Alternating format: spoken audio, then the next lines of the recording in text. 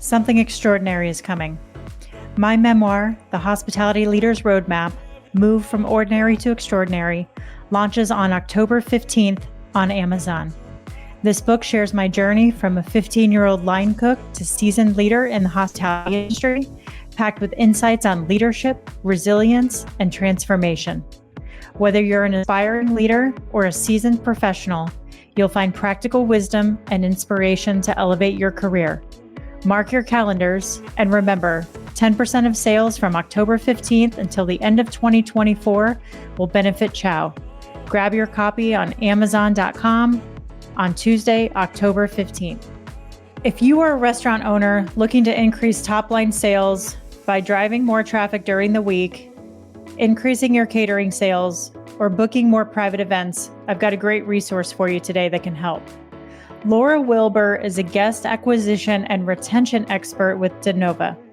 DeNova currently connects over 550 companies and government agencies with over 23,000 restaurants in the US and Canada, serving 18 million plus business diners, and equals about $13 billion spent by diners in their program. Laura is a long-time business traveler who spent the last 3 decades helping businesses grow. Today, Laura helps restaurants to gain more expense account diners and keep the ones they have with no upfront cost, no discounting to consumers, no work for staff or guests, and no risks.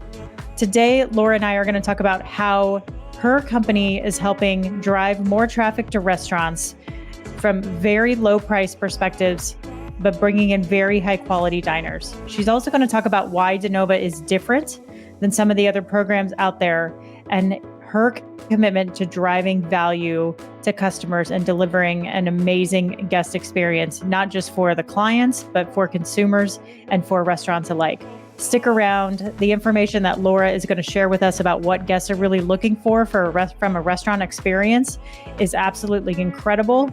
And I can't wait for you to hear this episode.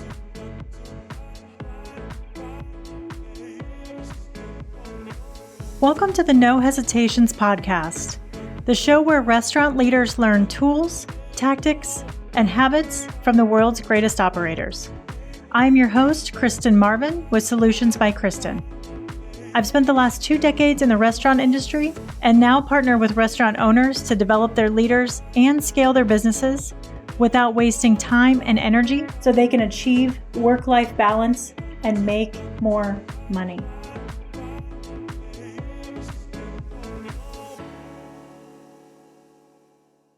You can now engage with me on the show and share topics you'd like to hear about, leadership lessons you want to learn, and any feedback that you have.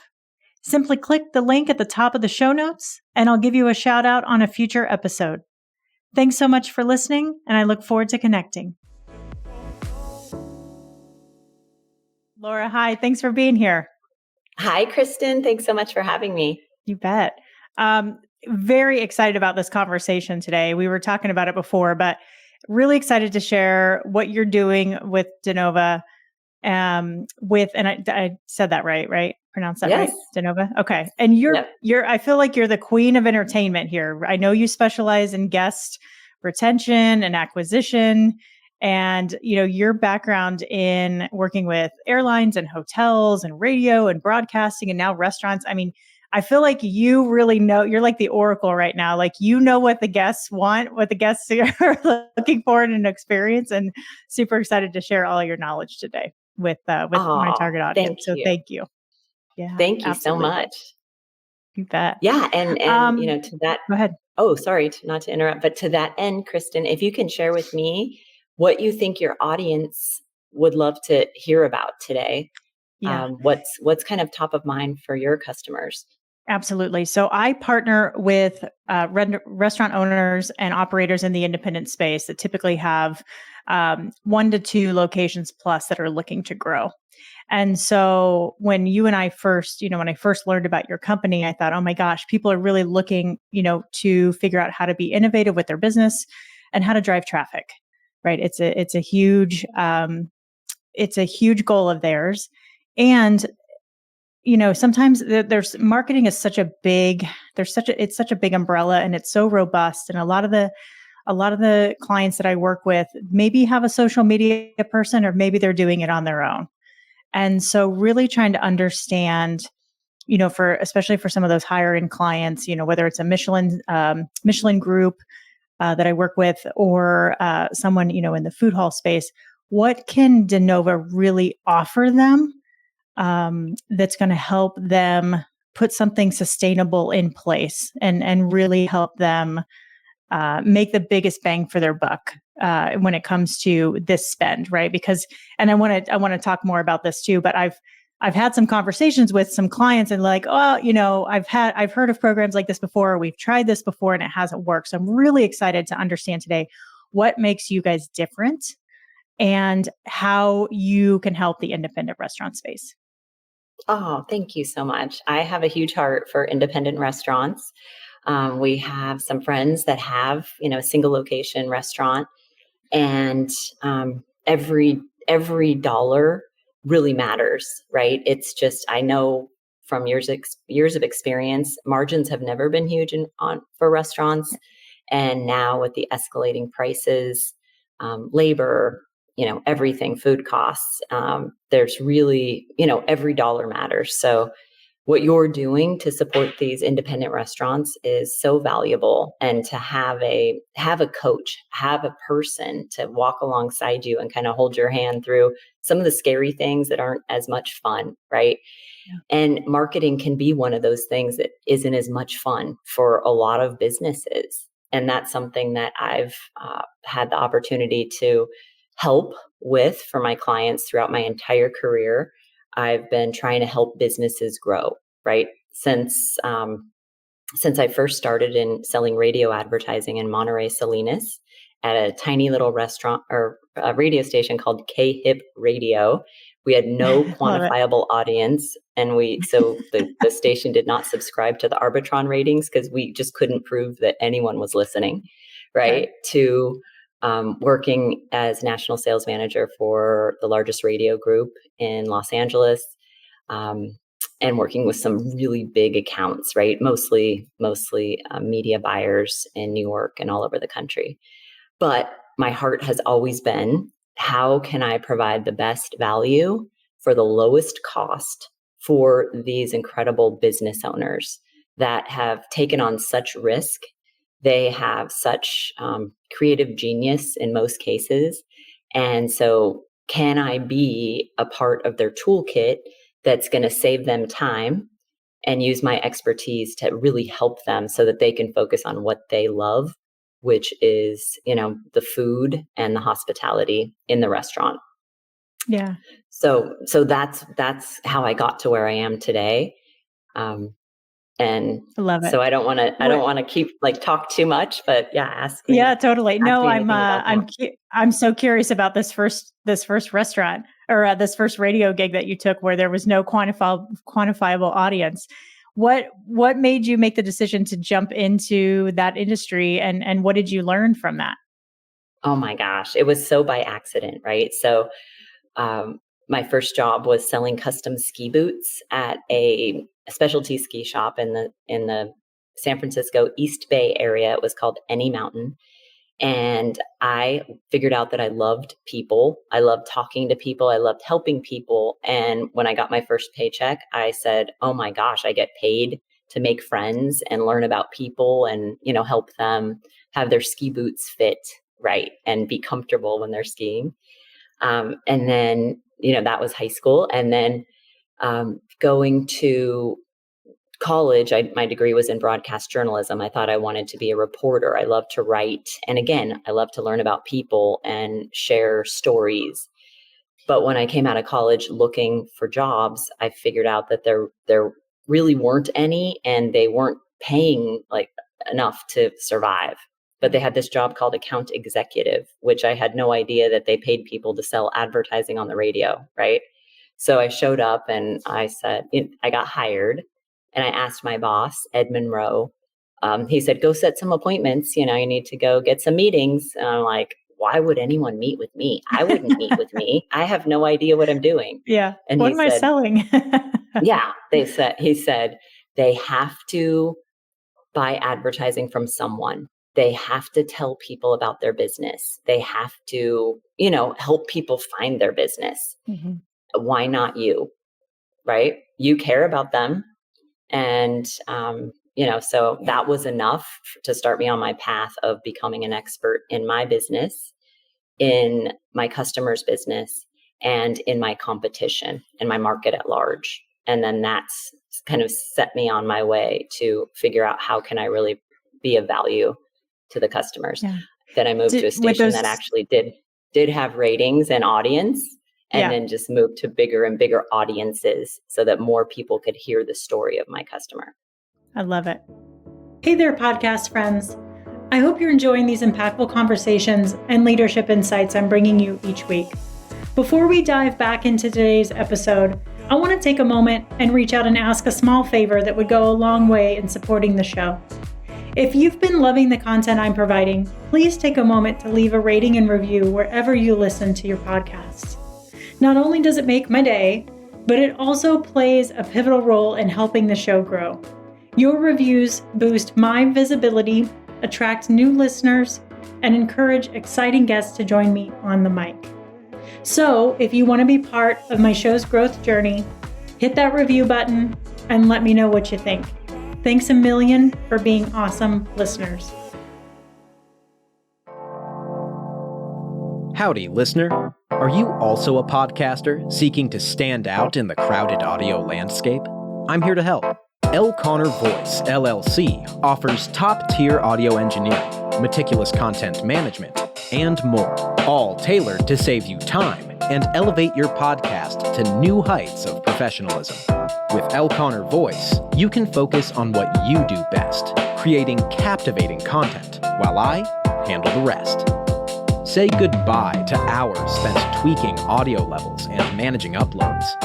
I ensure your podcast shines with polished sound quality and seamless delivery. Ready to take your podcast to the next level?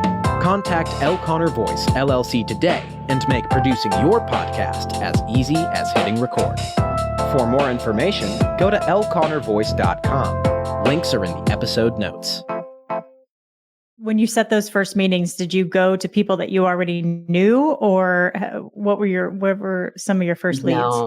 No. Oh my gosh. My first meeting ever. I wish I could remember the guy's name, but it was a muffler shop in Santa Cruz, California. And the guy was so nice, and he signed up, right? And then, my husband would say, I would be completely stressed out, and I would sit up straight in bed and say, oh no, I have to write 5 commercials. Because I had to write my own commercials, and that's where the journalism and the broadcasting helped a little bit. Got it. But Wow. It was really a DIY situation. Yeah, I love it. So take us from your radio career. What happened after that? Yeah. So then, throughout my radio career and working in national sales in Los Angeles, all the way through though, working with independents, they would say, hey, Laura, this sounds great. Can you guarantee me results? If it doesn't work, can I get my money back? Yeah. The answer was, hey, there are no guarantees in advertising. You have a great product or service. We have a large, loyal audience. We have enough frequency. It really should work, right? But neither of us will ever know. There are no guarantees in advertising. Yeah. And then in 2007 and 2008, Living Social and Groupon were invented, which were the first true pay-for-performance advertising vehicles, which was, you don't pay a thing until or unless a customer walks into your restaurant, spends money, and then at that point there is an expense, right? But that was my answer of there are no guarantees in advertising was no longer true. So at that point, I said, I need to go to work for a pay-for-performance model where I don't ask for anything up front, and until or unless I provide value, there's no cost at all. I love that. I have a client in Tucson, or had a client in Tucson, and we were working on opening a new location for them, and we were talking about their marketing plan and community and all that. And I said, let's talk about some strategy here. What do you want to do? And he said, I've already signed up to advertise on the radio. And people in Tucson still listen to the radio, right? This isn't a big city. And I immediately just said, what's your ROI on that? Because he said, I'm doing the newspaper and I'm doing, radio. He's so excited. I said, how much and he was spending a good chunk of money. And he's like, Yeah. and he just looked at me like I had two heads. Of course, like, what do you mean? What's the ROI? So Right. I was like, what? Yeah. So it's funny. I don't know if things have changed or not. I think things have changed a lot in the radio biz. I have a lot of friends that are still in it, and it's really gone digital. So much of their assets are digital, right? As opposed to just the traditional advertising on the radio, commercials that we grew up listening to. But yeah, there's absolutely value, in all marketing. It's just a matter of trying to make it the most cost-effective vehicle that you can find, and as many different channels as you can find for the lowest cost. Yeah, and I'm sure, right, making sure that it's reaching your target audience. This business in particular was one where it's a beverage concept, and so very young clientele. So I don't think they're listening to the radio and reading newspapers. Right. Probably not. That's another part of the conversation. Good thing they have you, Kristen. Well, that they don't necessarily listen to everything, but anyway. So you made this, you had this mindset shift to making sure that you're working for, a company that's performance-based and value-based. What happened then? How did that change your career? I just started having so much more fun at work, right? I just really, I just started seeing results for customers. I felt really good about the value I was providing, and kind of vowed to always, be working towards providing more and more value, finding a better and better audience to deliver to my customers, which is what brought me to DeNova Corporate Dining. So you can imagine back in those daily deals days, it was fraught with problems, right? You had to discount 50% off and then share that remaining 50% with Living Social or Groupon. Yeah. So the restaurant only retained 25 cents on the dollar. They definitely got a lot of new people trying the restaurant, but what they told me over time was, hey, we don't want to do this again because we feel this is a deal-seeking guest. This is a guest that is only coming when you give them a deal, and they'll wait around for the next deal, right? Plus, that you don't want to get into that discounting trap. You want to really target somebody that is happy to pay full price. And so thankfully, that's how I found my way to DeNova. So the business traveler is just not price sensitive. They have a bona fide need to eat when they're traveling for business at least 3 times a day. They don't have the luxury of cooking at home. They don't know what your prices used to be pre-pandemic if you raised them, and they don't care. They're entertaining their customers. They're celebrating with their colleagues. They're ordering catering to bring in for a lunch and learn to their customers. And some of them, might have parameters around the catering piece, but certainly with the dine-in, it's just a much, much higher average check. So, and it's filling a need when the restaurants aren't typically at capacity, because the business traveler is dining early and midweek. They want to be home for dinner with their family by Friday night if they can. Got it. What's the average spend of a business traveler compared to a repeat guest?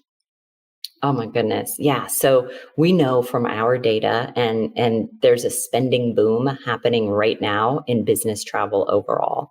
So this year it's projected to reach $245 billion in spend just on dining. And the average business traveler also goes out of pocket another $700 on their trip. So if you can get this business traveler to discover your restaurant, they're going to go for their bona fide business meal. And if they love you, they might come back and pay with their own money when they're traveling another time with their family. Yeah. But yeah, to your question, as far as how much they spend more, they spend 50 to 200% more than a guest sitting at the next table who's paying with their own money. Significant. So they're spending 50% to 200% more. They're coming in midweek, and they're coming in on those off times because they're eating a little bit earlier. Sometimes, yeah, Sometimes, it's yeah. all Okay. hours, right? Mhm. So it's think about when you're traveling for business, right? I mean, I do find that a lot of times my clients, if we're going to go to dinner, it's sometimes as early as 5, sometimes 5:30. Yeah. I have a business dinner next week, and the client asked for 6:30 time. So much of it revolves around, like, is your customer coming from the office, or where, what works for them and their family. Yeah. But usually it's all hours. It's late night. Sometimes it's entertainment. It's teams looking for fun things to do. Mm-hmm. You know, Mm-hmm. it's been on my mind lately about how to not be boring in your business, right? And just Yeah. have more fun. So for any restaurant, what kind of fun things can you do for your customers and for your teams to just kind of keep it light and different and interesting, with Yeah. I the was menu, with a special promotion. totally. I was reading something the other day that what do you call it? Entertainment? Is that what you called it earlier? Mm-hmm. That is Yeah. really, really attractive to guests right now. They want some sort of experience beyond just, and of course, depending on how much money they're spending and what segment of the guests we're talking about here, but that experiential dining is very much in demand right now. And Yes. I'm curious, what are you seeing the business traveler really looking for? Do you feel like they're wanting a chain experience where they're comfortable and they know exactly what they're going to get? Do they want that independent experience because it's It's different? so interesting. Just like you and me, and every person has their own um, level of comfortability, and there are people who really want to experience brand new things. I love to. I love to dine at a place that I can only dine at when I'm traveling to that city, right? So I know Tucson has some fun. Is it El Choro or El something? There's Charro. a Mexican Yeah. El Yeah. It's Charo. our Yeah, 100-year-old family owned restaurant group. And I'm not sure how many love concepts that. they have, but it's a lot. Yeah. I love that. And you and I both know how hard it is to get to 100 years at a Yeah. restaurant. I mean, Family that's owned. Yeah. just, Yeah. yeah. I mean, Yeah. that is commitment. That is hours. That is sacrifice. That Mhm. is being super authentic. So that alone is an experience for a guest to sort of know the history. Imagine going back in time to when, the grandparents opened the restaurant, Yeah. and to see the second and third generation coming up. That's really special, and it's really rare. Yeah. So I think, business travelers and people at large are really excited to experience something that successful and that rare. But also, again, there at DeNova, we need coverage in every small city all over the United States and Canada. And we are so thankful that we have national chains to send our corporate travelers to when they're Mhm. going to cities everywhere. Mhm. So we need solutions, from morning coffee to last call at the bar, to a quick drive through if that's all they have time for, to a Michelin starred restaurant, Okay. and everything in between. But Awesome. yeah, it's all up to the business travelers' taste, and what their customer is excited about too. Awesome. How does DeNova impact or bring value to caterings and private dining for restaurants? So that's kind of exciting too. DeNova has something. I'll start with private dining. We have something called Dine Assist. So to save our meeting planners, executive admins time, that we have something where we help them with a form to share with us how many people, what do you need, private or semi-private, how many miles from your office or your starting point can this restaurant be, and then we help them source their partner restaurants, so the restaurants in the network for these events. And it also saves our private event managers time, because we've already kind of gotten the original parameters down. So that's something that DeNova does to help there. And then as far as catering goes, it's really, a lot of the restaurants have they used to maybe have food service available when their teams were working in the office full time. But now that they're working half time in the office, hybrid, they are reliant on restaurants to order from those restaurants to bring it into the office on the days their teams are there. And they're trying to make it a celebration and to keep the company culture elevated and fun and not boring. So they're trying to try new cuisine types and new restaurant partners. There's such a need for that right now. So they just look through their list and their app to discover, who are their partners in the surrounding area that they can order in from. And then the vendors coming in from out of area, in many cases, are paying for those meals. So if there's something that if there's a lunch and learn or something a vendor is sponsoring an event, a travel expo or something that a corporate client's doing, the vendors that are the companies that hire DeNova to find the restaurants, that's the same thing they're looking for from us, is who are my partners that are close to this office that I'm bringing catering into? Because they're not familiar with the restaurants in the local area. Sure. What is it? Who's an ideal client from a corporate perspective for you guys? So our corporate clients are typically Fortune 1000. We have 560 corporate clients that have hired DeNova to find these great restaurants for their teams traveling for business.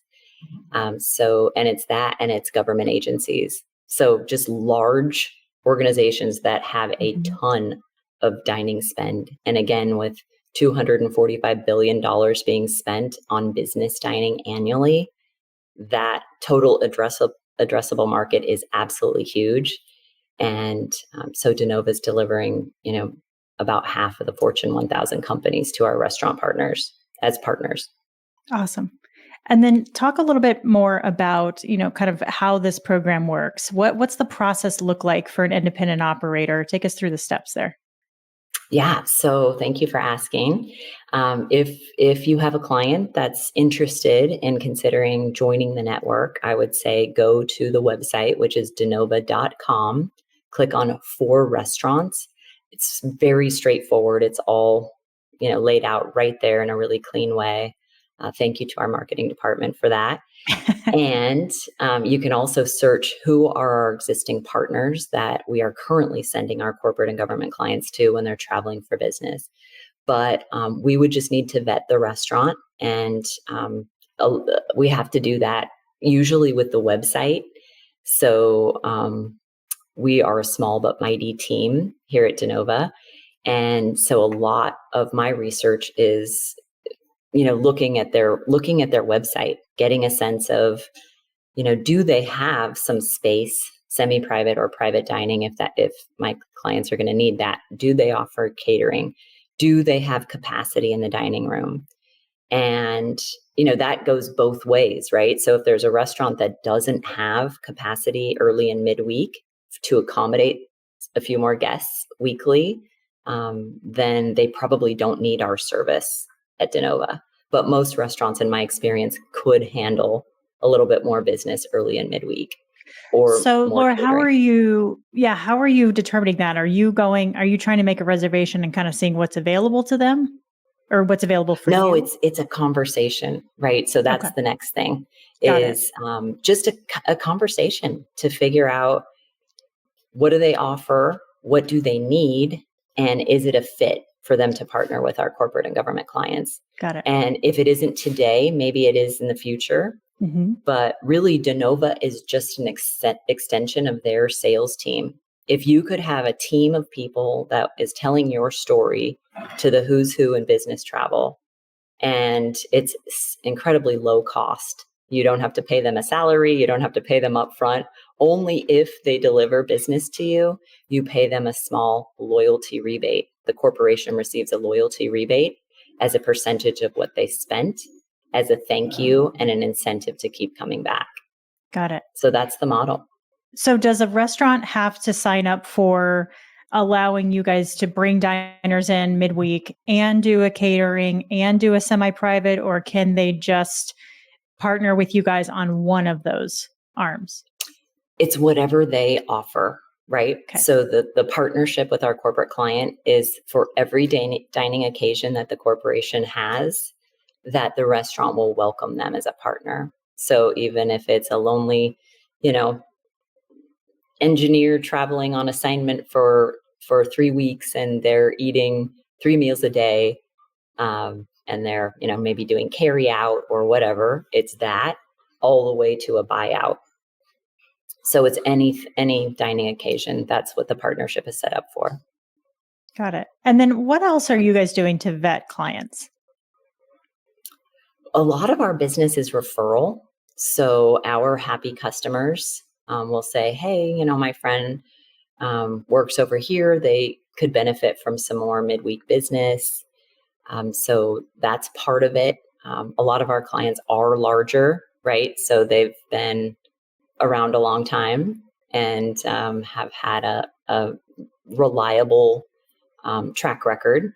But again, it is looking at reviews. It's having the conversation with the business operator and getting a sense of, do you want to make a partnership with these business diners? Because they may not be coming to Tucson, in our example with where you live, Kristen, for the next 6 months. And they just want to know that you'll be there when they arrive.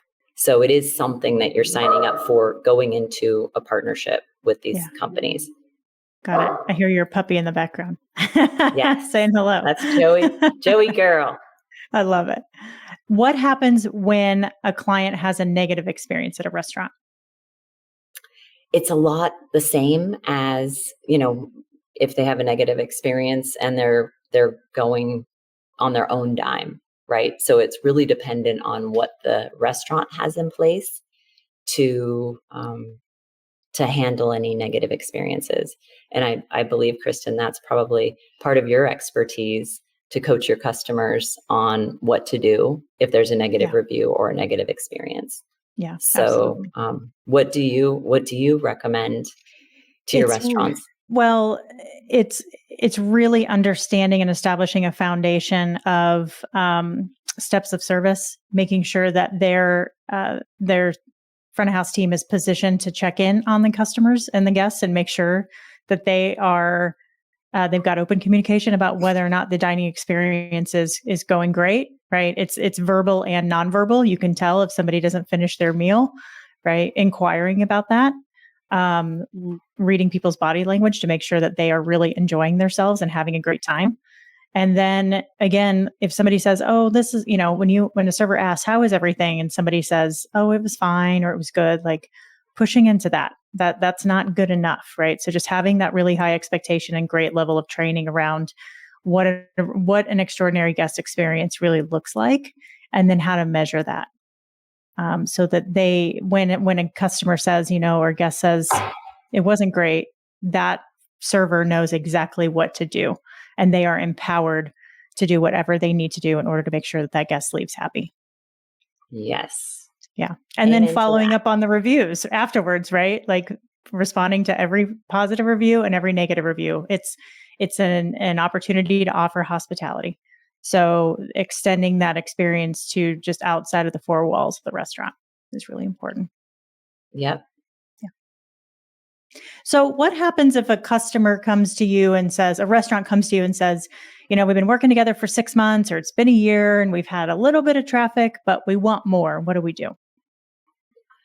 So that's really interesting too, because we do have restaurants that say, okay, I want to get positioned higher. Can I pay more to show up higher on the list, if you will?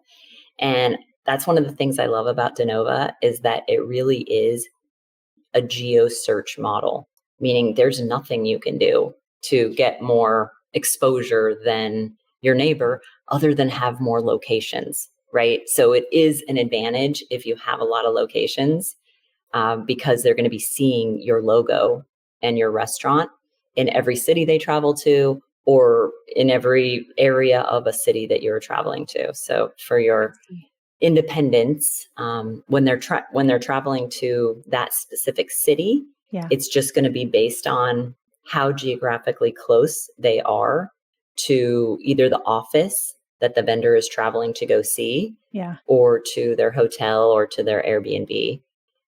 So there's, and then again, we attend travel expos for all of our corporate clients. Our job is to do nothing but help them find the great restaurants in the cities that they're traveling to.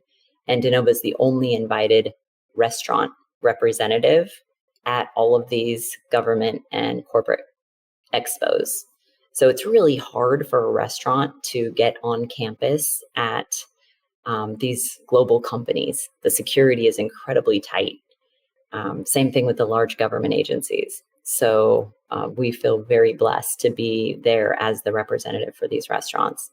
But again, it's very much, it's based on the geographic proximity to where the business traveler is going. Okay, got it. So if I'm a business traveler and I'm coming to Tucson and I type in Google steakhouse closest to me, Fleming's is probably going to pop up first, right? Because if they're they're in town and they're great, right? And I would assume El Charo would hopefully pop up too. And so then at that point, it's up to the customer to go, I want something that I'm familiar with, or I'm going to go independent at that point. Absolutely. And yes, instead of going to Google, the business traveler is going to go to their app inside their expense management tools to find, who's the partner hotel. They'll do this as they're planning the trip. They know who their partner airline is. They know who their partner rental car company is. And they do have to go to their app to figure out who are their partner restaurants in Tucson. So then of that list of partner restaurants, thankfully Fleming's is one for a great steakhouse experience. And it's a lot about, the cuisine type that they're in the mood for, or time of day, and again, proximity. So what are my options close to where I need to be? Got it. I love it. And then I'm glad you mentioned the app because we didn't talk about that yet. So after a diner goes and has a meal, let's say at El Charo, who invented the chimichanga, by the way, which is an awesome claim to fame. I need to call them. I've never had a meeting with them. So come down. So, and then is the guest able to go back into the DeNova app and leave a review about their experience there? So they're not. We do have something called My DeNova Rewards, which is a chance for them to, so for the business traveler, not only does the corporation receive a loyalty rebate, the individual traveler also receives points when they dine at DeNova restaurants.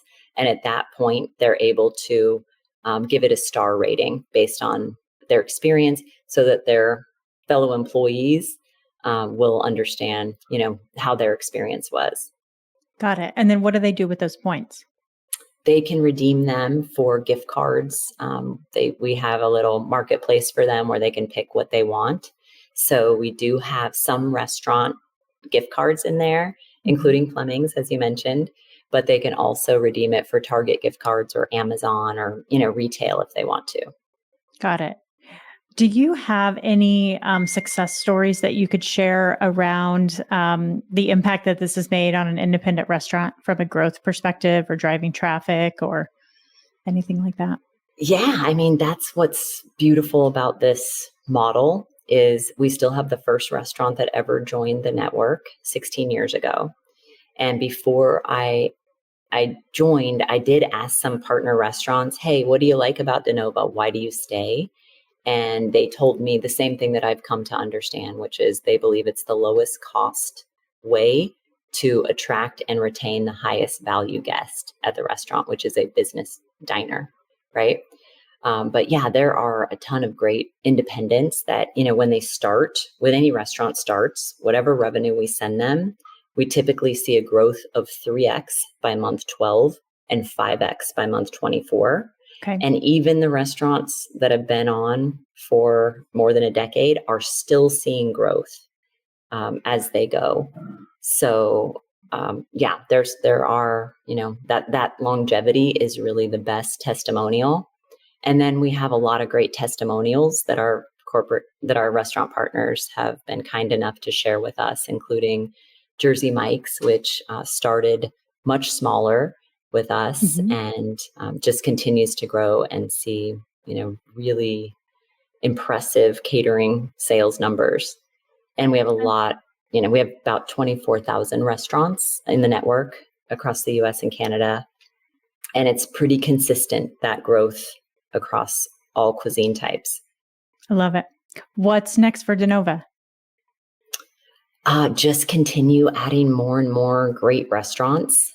We have the corporations, right? We have the business diners. We have 18 million corporate cardholders looking for great restaurants. Our job is to give them really high quality options so that they are making the choice to dine in network. So it's easy for them to follow company policy. So we have all of those options in every city. And that's what I'm working on every day. I love it. Will you speak a little bit to the cost? You were saying earlier, low cost for high value customers. Exactly. Yeah. So it's really just a percentage of what the company has spent when they're traveling, when they're dining with that restaurant. And it's a lot less than what they're paying for third-party delivery or other catering solutions out there. Okay. So they'll be very pleased when we talk and I'm able to quote them something, right? Yeah. There is a volume discount if you have I was going to ask a lot more. Multiple locations. Okay, got it. Yeah. Makes sense. Or, just a really high volume independent. Yeah. But it still pencils out for a really small coffee shop. Right. Okay. Awesome. I love it. Laura, thank you so much for joining us and sharing your story and just giving us a look behind the curtain at DeNova.